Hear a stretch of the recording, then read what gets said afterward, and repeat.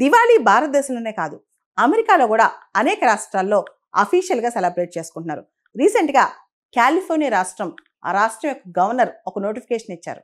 దివాళీగా కాలిఫోర్నియాలో official festival అంట. Already అమెరికాలో Pennsylvania, Connecticut వీళ్ళందరూ కూడా దివాళీని అఫీషియల్ స్టేట్ ఫెస్టివల్గా సెలబ్రేట్ చేస్తున్నారు. ఇప్పుడు కాలిఫోర్నియా కూడా దివాళీ రోజున పబ్లిక్ స్కూల్స్, కమ్యూనిటీ కాలేజెస్ వీటన్నిటికీ హాలిడే అంట. గవర్నమెంట్ సర్వెంట్స్ ఎవరైతే ఉంటారో అక్కడ గవర్నమెంట్లో పనిచేసే వాళ్ళు, వాళ్ళకు కూడా పెయిడ్ ఆఫ్ ఇస్తారంట. అక్కడ హిందూస్, సిఖ్స్, జైన్స్, బుద్ధిస్ట్ వీళ్ళందరూ కూడా దివాళీ సెలబ్రేట్ చేసుకుంటారు కాబట్టి మేము కూడా ఇద్దామని చెప్పి కాలిఫోర్నియా గవర్నర్ డిసైడ్ చేశారంట. కాలిఫోర్నియా ప్రభుత్వం ఇప్పుడు అమెరికాలో ఆ రాష్ట్రంలో పూర్తి స్థాయిలో దివాళీని అఫీషియల్ ఫెస్టివల్గా డిక్లేర్ చేసింది.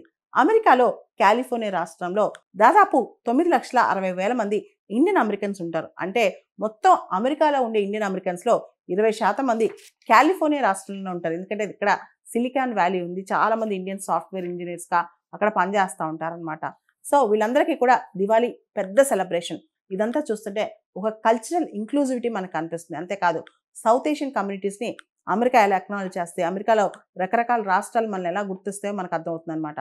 ఈ మధ్యకాలంలో మనం చూస్తే యూకేలో కూడా చికెన్ టిక్కా మసాలా అనేది వాళ్ళ నేషనల్ డిష్లో ఒక డిష్గా పెట్టారనమాట.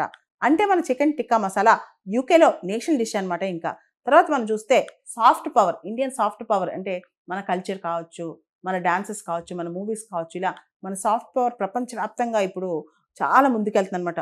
ఇండియన్ కుజిన్ పర్టికులర్గా ఇండియన్ ఫుడ్స్ అనేవి చాలా అక్కడ చాలా దేశాల్లో దాన్ని ఇష్టపడుతున్నారనమాట. ముఖ్యంగా యోగా కావచ్చు, మెడిటేషన్ కావచ్చు, యుఎన్ కూడా రికగ్నైజ్ చేస్తుంది. అంతేకాదు బ్రెజిల్ లాంటి దేశంలో ఇండియా కన్నా ఎక్కువ యోగా అక్కడ ప్రాక్టీస్ చేస్తున్నారని చెప్పి ఒక నానుడు కూడా ఇప్పుడు ఉందన్నమాట.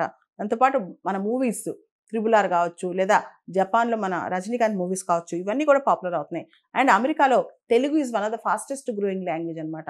అంటే తెలుగు భాష మాట్లాడే వాళ్ళు బాగా పెరుగుతున్నారంట అమెరికాలో. ఇవన్నీ చూస్తుంటే మన భాష, మన కల్చర్, దాంతోపాటు మన దేశం యొక్క సంస్కృతి అన్నీ కూడా ఇతర దేశాల వాళ్ళు గుర్తిస్తుంటే మనకి ఇంకా సంతోషంగా ఉంటుంది. ముఖ్యంగా దివాళీ పండుగ వైట్ హౌస్లో కూడా ఇంతకుముందు సెలబ్రేట్ చేస్తూ ఉంటారంట ప్రతి సంవత్సరం. ఇప్పుడు కాలిఫోర్నియా అఫీషియల్ ఫెస్టివల్ అయిందనమాట.